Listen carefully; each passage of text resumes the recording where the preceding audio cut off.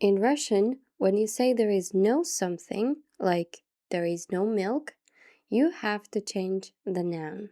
And if you don't, it sounds wrong. Today, I'll explain how the genitive case works in Russian. And by the way, hi everyone and welcome to my channel. My name is Anna. I'll be your guide into the world of the Russian language. In English, it doesn't matter if you say there is milk or there is no milk.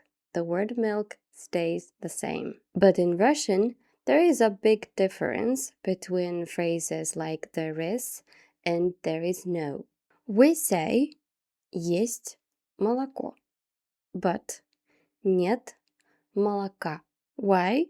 Because after нет, we need to use the genitive case. Let's see how it works. Есть молоко. Нет молока.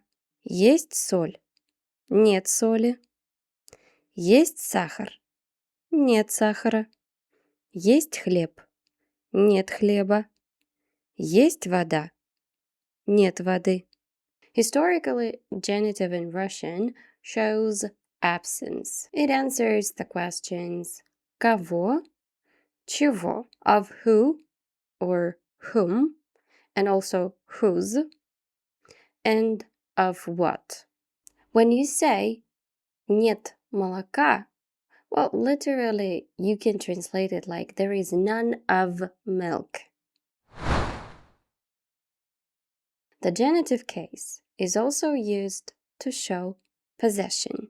In English, you say mom's scarf or the front of the house. In Russian, we say шарф кого? Мамы. Фасад чего? Дома. Mama becomes мамы. Дом becomes дома. So remember, if there is нет something in your phrase, then think genitive. And if you speak about possession, think genitive. No genitive? Well, then it sounds a bit broken. If you want to understand Russian cases clearly and without confusion, then watch my full video about all the 6 Russian cases.